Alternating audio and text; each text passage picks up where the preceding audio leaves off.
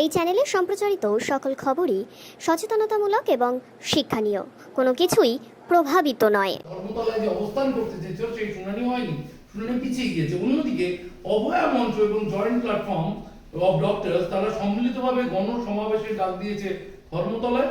Police অনুমতি দিয়েছে 3টে থেকে 5টা পর্যন্ত ওয়াই চ্যানেলে করার।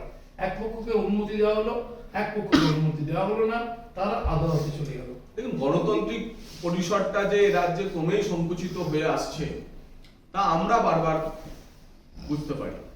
রাজ্যের প্রধান বিরোধী দল কোথাও কোনো অনুষ্ঠানে সরাসরি পুলিশের কাছে পারমিশন চাইলে আমরা তার অনুমতি পাই না। রাজ্যের বিরোধী দলনেতা কোথাও একটা মিছিল মিটিং করার জন্য অনুমতি পায় না। প্রত্যেকটি ক্ষেত্রে আমাদের আদালতে পৌঁছাতে হয়। বহু ক্ষেত্রে থানায় আবেদন করার পর হাত জোর করে পুলিশ অফিসার বলেন, দাদা আদালতেও পিটিশনটা দিয়ে দিন, উচ্চ স্তর থেকে আমাদের কাছে আসবে, প্রোগ্রামটা যাতে না হয়। কিন্তু আপনারা কোর্ট থেকে পারমিশন করিয়ে আনুন, আমরা প্রোগ্রাম করিয়ে দেবো। পুলিশের নিচের তলায় জেলা স্তরের আধিকারিকরা বিরোধী দল বেঁচে থাকুক, বিরোধী দলের প্রোগ্রাম হোক, তা নিয়ে অনেক ক্ষেত্রে সচেষ্ট থাকে। সব পুলিশ খারাপ না, কিন্তু উপর থেকে নবান্ন থেকে এমন একটি অগণতান্ত্রিক পরিবেশ তৈরি করা হয়েছে এবং সিলেক্টিভ গণতন্ত্র এখানে, অর্থাৎ একদল প্রতিবাদ করতে পারে, অন্য দল প্রতিবাদ করতে পারে না। আমরা ধর্মতলায় অনশন মঞ্চ করতে চাইলে আমাদের আদালতে যেতে হয়, কিন্তু ইদানিং দেখছি আবার সিপিএম কংগ্রেস চাইলে সঙ্গে সঙ্গে পারমিশন দিয়ে দেওয়া হয়। তাহলে যারা আঁচলে আশ্রয় নেবেন তারা অনুমতি পাবেন, যারা আঁচলে আশ্রয় নেবেন না, যারা সত্যিকারের বিরোধী দল, যারা সেটিং অপোজিশন না, তারা পারমিশন পাবেন না। এটাই এখন দস্তুর। জোকা থেকে স্বাস্থ্য পরীক্ষা করিয়ে নিজাম প্যালেসে এনে জিজ্ঞাসাবাদ শুরু করে দেওয়া হয়েছে কালীঘাটের কাকু। দেখুন, সিবিআই তদন্তে রাজ্য সরকারের জেনারেল কনসেন্ট নেই। তার ফলে যত তদন্ত হচ্ছে 2013 সাল থেকে এখনো পর্যন্ত যত সিবিআই তদন্ত হয়েছে সবগুলি আদালতের নির্দেশে, আদালতের নজরদারিতে এবং আদালতের প্রক্রিয়ার মধ্যে।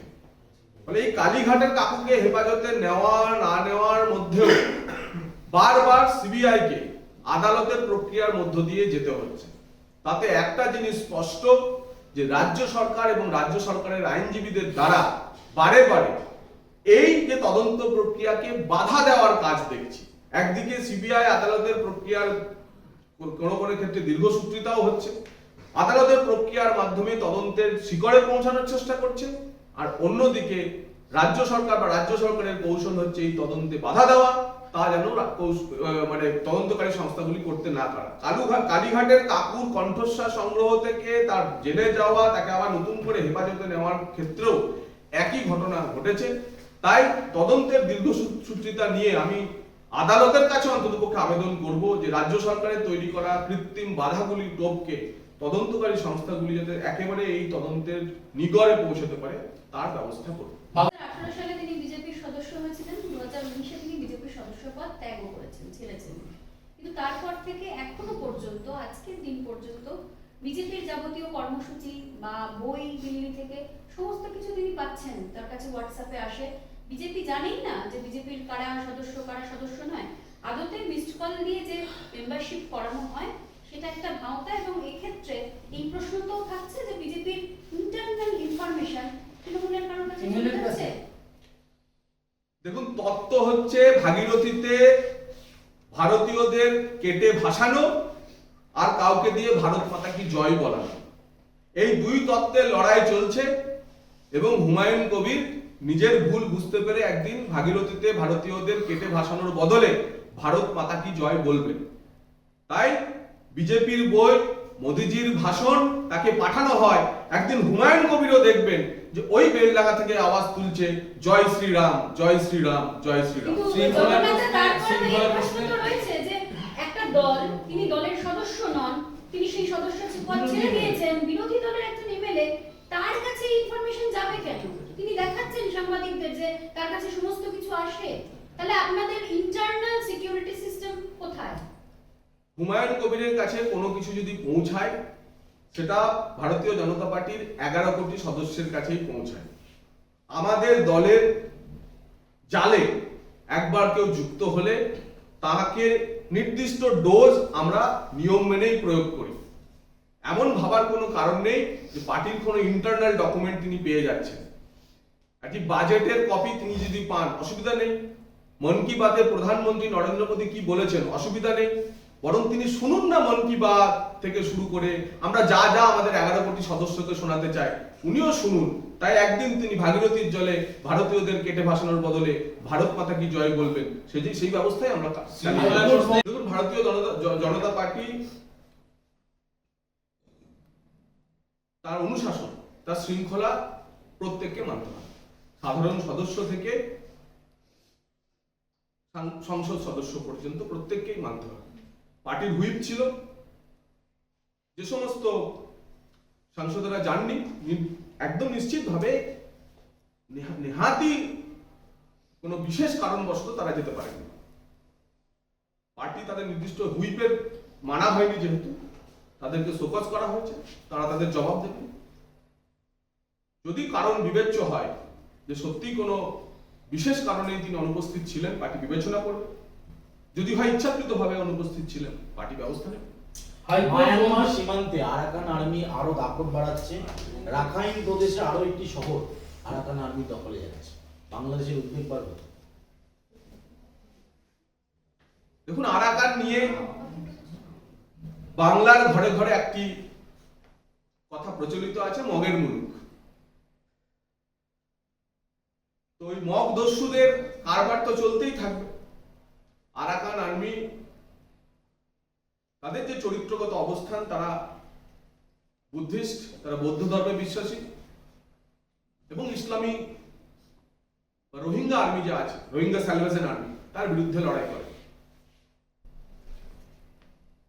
আরাকান উপত্যকায় বা আরাকান অঞ্চলে যেভাবে রোহিঙ্গাদের অত্যাচার বেড়ে চলেছে, সেখানকার মায়ানমারিজ বুদ্ধিস্ট যারা আছেন তাদেরও আত্মনিয়ন্ত্রণ, আত্মরক্ষার অধিকার আছে। তবে দুটি সশস্ত্র বাহিনীর লড়াই, এ নিয়ে ভিন্ন দেশে কি হচ্ছে তা নিয়ে আমাদের কোনো মন্তব্য নেই। বিরুদ্ধে অভিযোগ, সেই জায়গায় কাউন্সিলরের বাড়িতে নোটিশ টাঙিয়ে দেওয়া হয়েছিল, কাউন্সিলরের খোঁজ মিলছে না, এরকম একটা বিষয় পুলিশের পক্ষ থেকে উঠে আসছিল। এখন শোনা যাচ্ছে কাউন্সিলর পালিয়ে গেছে বলে খবর, এবং উত্তরবঙ্গের চিলাপোতায় তার একটি রিসর্ট রয়েছে, সেখানে পর্যন্ত অভিযান চালাচ্ছে পুলিশ কাউন্সিলরকে খুঁজে বের করতে। দেখুন, তার মানে আপনাদের কাছে যদি কাউন্সিলরের খোঁজ থাকে তাহলে নিশ্চয়ই পুলিশ জানে না তা নয়। কাউন্সিলরের বাড়িতে নিরুদ্দেশের নোটিশ বা কাউন্সিলরকে খুঁজে না পাওয়ার সমনের নোটিশ পাঠানোর তৃণমূলী কাউন্সিলরদের থেকে সহজ কাজ কি জানেন? এ রাজ্যের 4,500 যে পুরো প্রতিনিধি বা কাউন্সিলর রয়েছে, তাদের মধ্য থেকে পুলিশের বেছে নেওয়া উচিত যে কোন কাউন্সিলর তোলাবাজ না, দুর্নীতিগ্রস্ত না, সিন্ডিকেটবাজি করে না, তার বাড়িতে নোটিশ লাগানো উচিত যে ইনি অভদ্রদের মধ্যে আপাত ভদ্রলোক, একে নিয়ে আপাতত আমাদের কিছু বলার নেই, তাই এর খোঁজ আমরা করছি না। বাকি তো সবাই তোলাবাজ, তৃণমূলের কাউন্সিলর মানে চোর, দুর্নীতিগ্রস্ত। তারপর আলাদা করে একজনকে তার নামে সমন ইস্যু করে তাকে খোঁজা হচ্ছে, এই নোটিশ দেওয়ার মানে কি? সবাইকে খোঁজা হচ্ছে, কাকে খোঁজা হচ্ছে না সেই কাজটা যদি পুলিশ করে, আমার মনে হয় পুলিশের পক্ষে সহজ হবে। দ্বিতীয় বিষয়, এই ভিআইপি রোডের দুধারে যত অবৈধ নির্মাণ, যত প্রমোটারের কাজ, তা কি পুলিশের অঙ্গুলি হেলন ছাড়া পুলিশ এই বাস্তুতন্ত্রের অঙ্গ না? তাহলে তো বেড়ালকে মাছ বাঁচতে দাও। ওই কাউন্সিলর, পুলিশ এবং প্রমোটার, এরা সবাই হচ্ছে এই অবৈধ চক্রের সঙ্গে যুক্ত। তারপরে আমি যদি ওই সংশ্লিষ্ট কাউন্সিলরকে খুঁজতে ওখানকারই সংশ্লিষ্ট থানাকে দায়িত্ব দিই, হয়তো আয়ই দেখবেন ওই প্রজেক্টের সঙ্গে ভাগাভাগি পিঠে ভাগের খেলায় যুক্ত রয়েছে। তারপরে এই বোকা বোকা জিনিস, এই বোকা বোকা জিনিসের মধ্যে আমাদের না পড়াই ভালো। গঙ্গাসাগর মেলার ক্ষেত্রে বিশেষ সতর্ক থাকতে হবে, পুলিশকে বলেছেন। ইসরোর সাহায্য নেওয়া হচ্ছে কিছু ক্ষেত্রে ট্র্যাকিং এর জন্য, যে লঞ্চগুলো বা যেগুলো যাবে। এই আশঙ্কা কেন্দ্রীয় তদন্তকারী সংস্থা বা কেন্দ্রীয় যে নিরাপত্তা এজেন্সিগুলি রাজ্য সরকারকে পাঠিয়েছে। আমি কিছুক্ষণ আগে আপনাদের কাছে উল্লেখ করলাম যে 5ই অগস্টের পর অন্তত 17-18 বার ছোট ছোট নৌকা করে সুন্দরবনের জলপথে অনুপ্রবেশের ঘটনা ধরা পড়েছে। বাংলাদেশের অনুপ্রবেশকারীদের এই নতুন রুট আমাদের নিরাপত্তা সংস্থাগুলিকে রীতিমতো ভাবিয়ে তুলছে। গঙ্গাসাগর মেলা এমন একটি মেলা যে সময় প্রচুর ছোট ছোট নৌকা, লঞ্চ, বার্জ সাগরে আসে ওই ভিড়ে মিলে যায়, তারপর সেখান থেকে বিভিন্ন জায়গায় ছড়িয়ে পড়ে। এরকম একটি পরিস্থিতিতে যদি রাজ্য সরকার বিশেষ সতর্কতা নেয়, বিশেষ সতর্কতা নেওয়াই উচিত, এবং আশা করব স্টেট মাল্টি এজেন্সি সেন্টার যে আছে, অর্থাৎ রাজ্যে সমস্ত গোয়েন্দা সংস্থাগুলির যে সমন্বিত রূপ বা কোঅর্ডিনেশন সেন্টার, সেই স্টেট মাল্টি এজেন্সি সেন্টারের পরামর্শ মতোই গঙ্গাসাগর মেলার জন্য এরকম সিদ্ধান্ত হওয়াই উচিত। এবং গঙ্গাসাগর মেলাতে লাখো লাখো মানুষের ভিড়ে যাতে বাংলাদেশ থেকে আসা জঙ্গি বা অনুপ্রবেশকারীরা দেশে ছড়িয়ে পড়তে না পারে, তা আমাদের দেখা উচিত। একটা মানচিত্র সোশ্যাল মিডিয়ায় ছড়ানো হচ্ছে এবং ভারতকে হুমকি দেওয়া হচ্ছে যে পশ্চিমবঙ্গ গেলে ভারতের একটা বড় অংশ দখল হয়ে যাবে। 71 কি এরা ভুলে গেল তো সহজে? দেখুন, পশ্চিমবঙ্গকে বাংলাদেশের মানচিত্রের অঙ্গ করে এর আগে এরা মালদা, মুর্শিদাবাদ, দিনাজপুরকে অঙ্গ করতো, এখন এন্টার পশ্চিমবঙ্গকে অঙ্গ করে, এবং তার মধ্যে কোথাও কোথাও আমরা সেভেন সিস্টারকেও যুক্ত করার কথা দেখছি, নতুন বাংলাদেশ তৈরি করার কথা বলছে।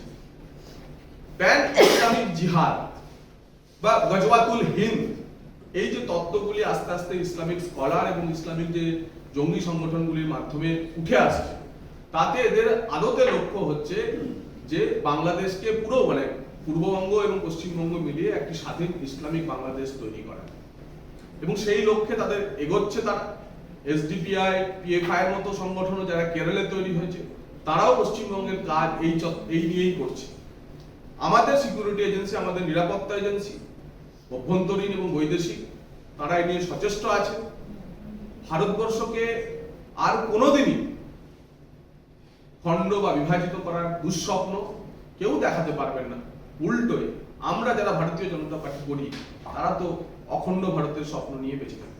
গ্রেফতার হলো, ধৃতের নাম দীপঙ্কর দাস, এবং তাতে জাল নথি তৈরির অভিযোগ।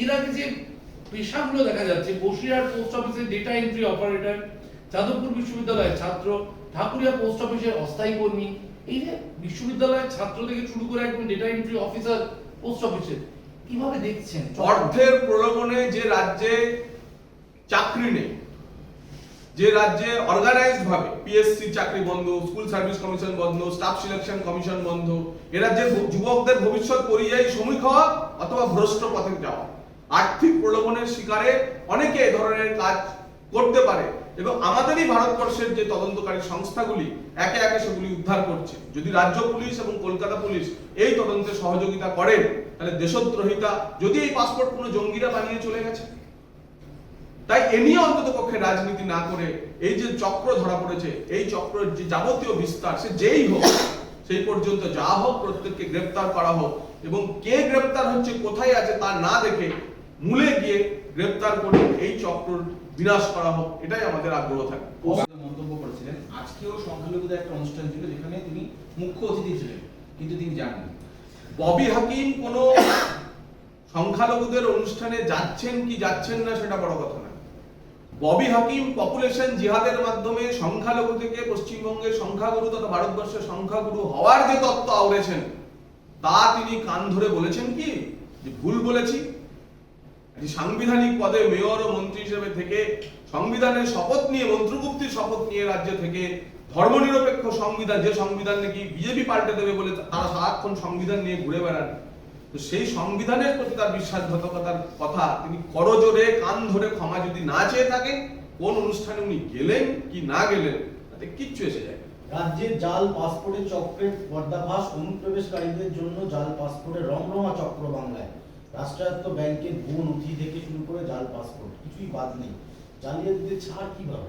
এইখানে একটা প্রশ্ন অ্যাড করবো, সেটা হচ্ছে যে বিএসএফ এর দিকে আঙুল তুলছে রাজ্য সরকার, আবার পুলিশ ভেরিফিকেশনের দিকে আঙুল উঠছে, পোস্ট অফিসের দিকে আঙুল উঠছে। সার্বিকভাবে কিভাবে দেখছেন পোস্ট অফিস এবং বিএসএফ নিয়ে আপনাদের দিকে আঙুল উঠে যাচ্ছে তো কেন্দ্রীয় সরকারের মাধ্যমে? জনবিন্যাসে কোনো পরিবর্তন করবে এতে? পাসপোর্ট দেওয়ার বিষয় আলাদা, অনুপ্রবেশ আলাদা। পাসপোর্ট দেওয়ার বিধি যারা জানেন, তৃণমূল কংগ্রেসের সেই মহামুখপাত্রদের বলবো যে দরকার হলে পাসপোর্ট অফিসে গিয়ে তা একবার জেনে আসুন। পাসপোর্ট অফিসের মূল কাজ প্রাইমারি ডকুমেন্টগুলো গ্রহণ করে তার যাচাই স্থানীয় থানাতে দিয়ে করানো, এবং থানা যদি পুলিশ ভেরিফিকেশনের পর বলে যে এই নাগরিক বৈধ, তখনই পাসপোর্ট পাওয়া যায়। এই প্রাইমারি ডকুমেন্টগুলো কি কি? এই প্রাইমারি ডকুমেন্টগুলো হলো জন্ম certificate, ration card, Aadhaar card, voter card, driving licence, এছাড়াও কোনো সরকারি নথি যা তার এদেশে থাকা, এদেশে বাস করা, এদেশে জন্মানোর প্রমাণপত্র হিসেবে বিবেচিত হয়। এই প্রাইমারি নথিগুলি কোনো একজন পাসপোর্টের আবেদনকারী পাসপোর্ট অফিসে জমা দিলে সেই আবেদনপত্রটি পুরোটাই অনলাইনের মাধ্যমে এখন স্থানীয় থানাতে পাঠিয়ে দেয় পাসপোর্ট অফিস। একটা নির্দিষ্ট সময়ের মধ্যে থানা থেকে সেই পুলিশ ভেরিফিকেশন, অর্থাৎ তার বাড়িতে গিয়ে তদন্ত করে, এলাকায় গিয়ে তদন্ত করে পুলিশের পাসপোর্ট অফিসকে যতক্ষণ না পুলিশ জানাচ্ছে যে ইনি বৈধ নাগরিক, ততক্ষণ পর্যন্ত পাসপোর্ট ইস্যু হয় না। আমরা জানি আপনি আমি যারা বৈধ নাগরিক, যাদের পাসপোর্ট আছে, পাসপোর্ট রিনিউ করতে গেল এই থানার ঘুষচক্র আপনাদের প্রত্যেকের জানা আছে।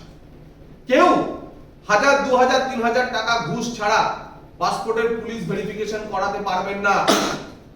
আর নতুন পাসপোর্টের আবেদনকারীদের জন্য সে কথা আর বহতব্য নয়। সুতরাং রাজ্য সরকার বিএসএফ এর দিকে আঙুল দেখানোর আগে রাজ্য পুলিশ কিভাবে ভেরিফিকেশন সার্টিফিকেট দিচ্ছে তার দিকে নজর দিন।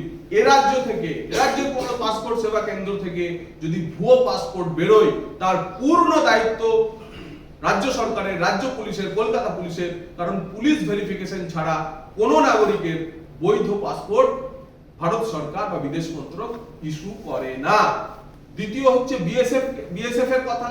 এ রাজ্যের 2200 কিলোমিটার সীমান্তে 400 থেকে 500 কিলোমিটার এখনো খোলা।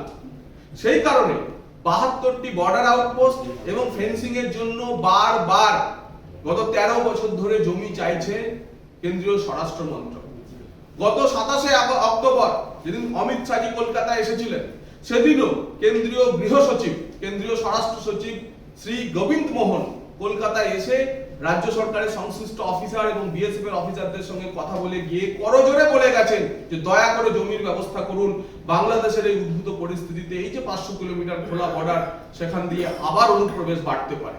এবং ঘটনাচক্রে আপনারা জানলে অবাক হবে, এবারের অনুপ্রবেশে অন্ততপক্ষে 12 থেকে 18টি বার বাংলাদেশের কয়েকটি জায়গায় নদী পথে অনুপ্রবেশ ধরা পড়েছে, বিএসএফই ধরেছে।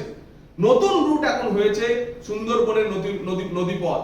যেভাবে রোহিঙ্গারা ছোট ছোট ডিঙি নৌকা নিয়ে প্রান্ত থেকে ও প্রান্ত চলে যায়, বাংলাদেশ থেকেও সেভাবে আসা শুরু হয়েছে, আপনারা যদি খেয়াল রাখেন। তাই বিএসএফ কে দোষ না দিয়ে জমির ব্যবস্থা করুন, ফেন্সিং এর ব্যবস্থা করুন, নদীপথে আপনার পুলিশ স্টেশনগুলি, কোস্টাল পুলিশ স্টেশনগুলিকে আরো সজাগ করুন। আর এই অনুপ্রবেশকারীদের আপনাদের দলের মাধ্যমে, আপনার দলের নেতারা বারবার স্বীকার করেছে যে যেভাবে ration card, voter card, passport বানিয়ে দেন, সেখান থেকে বিরত করুন। পুলিশকে অনুপ্রবেশকারীদের ধরে পুশব্যাক করতে সাহায্য করুন। জান খালাস আসামি যারা বিভিন্ন জেলে রয়েছে তাদের পুশব্যাক করতে ব্যবস্থা করুন। যেভাবে প্রায় 3-4 হাজার জান খালাস আসামি, অর্থাৎ এখানে এসেছেন, ধরা পড়েছেন, বিএসএফ জেলে পাঠিয়েছে, জেলে তার সাজা পূর্ণ হয়ে গেছে অনুপ্রবেশকারী, তাও রাজ্য সরকার তাদের জান খালাস আসামিদের বাংলাদেশে পাঠাচ্ছে না। সেই জান খালাস আসামিদের বাংলাদেশে পাঠানোর ব্যবস্থা করুন, তারপরে অন্য কারোর দিকে আঙুল তুলবেন। নারকেল গাছ, ম্যানগ্রোভ অরণ্য, এই সমস্ত প্ল্যান্টেশন করা হবে কারণ কলকাতা ধ্বংসের মুখে, কেন্দ্র তার জন্য দায়ী। ম্যানগ্রোভ চাষ করেন বন দপ্তর, ম্যানগ্রোভ চাষ হয় সুন্দরবনে। আমি জানি না কলকাতাকে রক্ষা করার জন্য উনি ম্যানগ্রোভ আর নারকেল গাছ কোথায় লাগাবেন।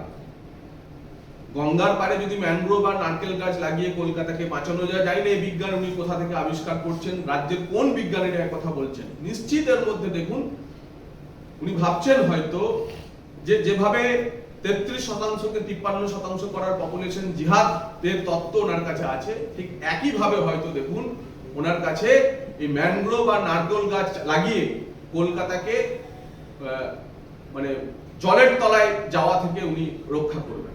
হে ভগবান, ভগবান তাকে রক্ষা করুন। ইনফোসিস ক্যাম্পাসের উদ্বোধন করবেন এবং মুখ্যমন্ত্রী দাবি করছেন, তৃণমূলের তরফ থেকে দাবি করা হচ্ছে রাজ্যে বিপুল কর্মসংস্থান হবে, 4000-এরও বেশি যুবক যুবতী তারা কর্মসংস্কৃতির মুখ দেখবেন। ইনফোসিসের এই ক্যাম্পাস বা এই জমি দেওয়া হয় বাম আমলের শেষের দিকে। 13 বছর পর কেন ইনফোসিসকে রাজ্যে আসতে হচ্ছে? কেন শিল্প সহায়ক, শিল্প বান্ধব পরিস্থিতি রাজ্য সরকার তৈরি করতে পারছে না? লক্ষ্য তো ছিল যে যতগুলি বিখ্যাত তথ্য প্রযুক্তি সংস্থা, সবগুলি সংস্থার ক্যাম্পাস কলকাতা শহরে তৈরি হোক, কলকাতা হোক ভারতবর্ষের দ্বিতীয় সিলিকন ভ্যালি। কিন্তু আপনারা জানেন যে প্রতি বছর, এবারও বিজিবিএস আসছে, এবারও আপনি যদি এখানকার চিহ্নিত সিলিকন ভ্যালিতে যান, দেখবেন সিলিকন ভ্যালিতে গরু ঘুরছে, ঘাস খাচ্ছে।